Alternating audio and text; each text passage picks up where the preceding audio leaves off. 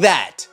Kathy Engelbert, the WNBA, the team owners, the Players Association, in the split of an instance, all of it can change. In a split instance, all of it can change. If this injury does anything, it should be a wake-up call to the WNBA, the Players Association, the team owners, that just like that, all this fanfare, all this interest, all this newfound attention on the league can disappear overnight. The WNBA thought they could let Caitlin Clark get roughed up night after night and fans would just keep cheering like it's halftime at a middle school game. Plot twist. After Clark got body checked like it was Game 7 of the NHL Finals, fans aren't just mad, they're boycotting like it's Black Friday and the refs just voided their coupons. The league said they wanted more physical play. Well, congratulations. Now they got a full court protest. Who would have thought the road to equality meant throwing elbows at your MVP?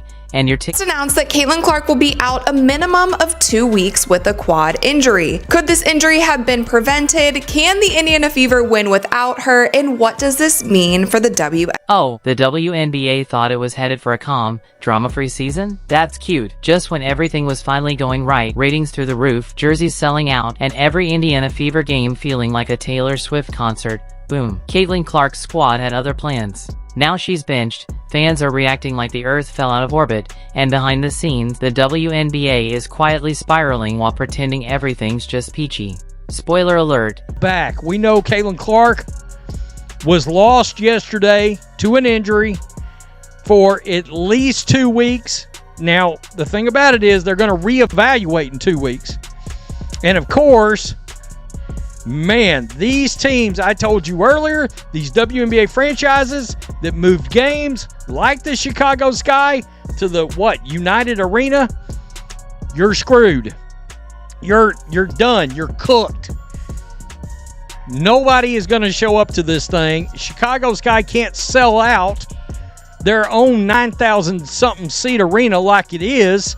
They couldn't when they were kind of decent. 2 weeks, that's how long Caitlin Clark is out with a strained quadriceps. Not a tear, not a break, just enough for her thigh to basically file for PTO and flip the league's entire script upside down. The Fever's franchise centerpiece is now sidelined, and the WNBA is scrambling to keep the spotlight from slipping away. And the public reaction? Oh, it's been subtle. If by subtle you mean a full-blown meltdown. Oh my God, guys, breaking news. Caitlin Clark is hurt. I didn't believe it when I saw it myself. She's injured. She has a quad injury, a left quad injury. It's a quadriceps strain, and the team announced today, about 2 hours ago, she's going to be out 2 weeks at the minimum. 2 weeks without Caitlin Clark. The team is finished. Clark's fans, aka the most merch-wearing, Twitter-raging diehards since the Michael Jordan stan era, are already staging emotional walkouts. They've turned a minor injury into a full-on revolution. I'm done watching until Clark comes back. The league ain't worth it without her. Boycott the WNBA. You'd think the league personally slapped their grandma and ran off with their dog. Meanwhile, the rest of the players are out here like, hey, we exist too. And the internet? Not now, sweetie. It's the latter. It could mean that Caitlin Clark could potentially miss the rest of the season. This 2-week timetable that people are running with, that's just when Caitlin Clark is going to be reevaluated. As of now, she will be reevaluated on June 9th.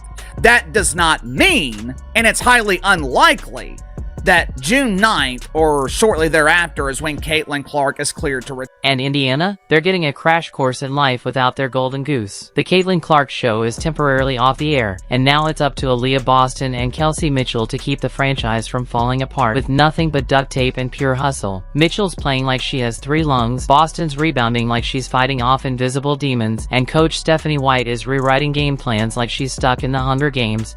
And yet, somehow, the Fever might actually stay afloat. Why? Because their next few games are against teams about as threatening as lukewarm soup. No offense, Chicago Sky. Okay, maybe a little offense, asterisk, asterisk. There's no way every team's going to come at them and trim out, especially without Caitlin.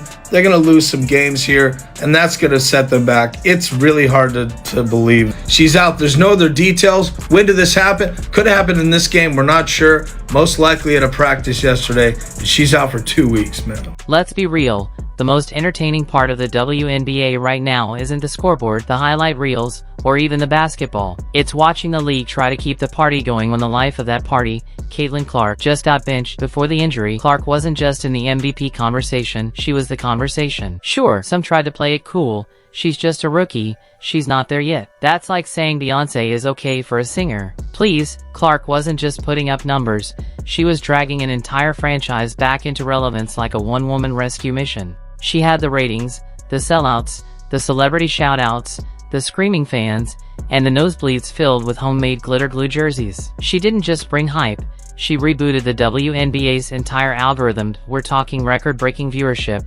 arenas suddenly remembering what it feels like to be full, and merch selling faster than Taylor Swift tickets. And now, the Queen's off the board, and suddenly everyone's pretending the MVP race is wide open, like the rest of the league wasn't orbiting her gravitational pull 5 minutes ago. WNBA news. Caitlin Clark is out for a minimum of 2 weeks with a quad strain, and our next question is, what does this mean for the Fever? So Cece is going to be missing the second Sky rematch since playing them the first weekend of the season, which is definitely a bummer, but on the bright side, this injury doesn't seem too bad, it's just some quad tightness. But fear not, Fever fans. We talked to Caitlin earlier this month, and she doesn't seem too worried about the depth of this roster. Our depth is probably what I would worry about the most. You know, if somebody doesn't have it one night, you're just going to the next person on the bench and the next person, and we're going to have to be able to find a way to use that to the best of our ability. Caitlin seems like she has faith in her team, but we will see how this squad performs on the court without their number one player. Meanwhile, back in Indiana, the Fever are quietly figuring things out, and they might just come out stronger because of it. With Clark sidelined, the rest of the squad is finally stepping up. And when she returns, rested, refocused, and completely done with the noise? Buckle up, picture this. Clark storms back onto the court, drains threes from the parking lot, and silences every critic who tried to write her off after 2 weeks of quad rehab. That's not a comeback. That's an encore. And here's the kicker. If the Fever can survive this stretch, stay competitive, maybe even steal a few wins, they're going to be a problem. A big one. With a healthy Clark, a confident Boston, and a fired-up Mitchell, you're looking at a playoff spoiler with the momentum of a runaway train. Yes, Caitlin Clark is out temporarily, but the WNBA? It's still rolling, maybe louder than ever. Because right now, every storyline is cooking: MVP drama, rising stars, fan feuds, conspiracy theories, and the most anticipated comeback tour in women's sports, ***.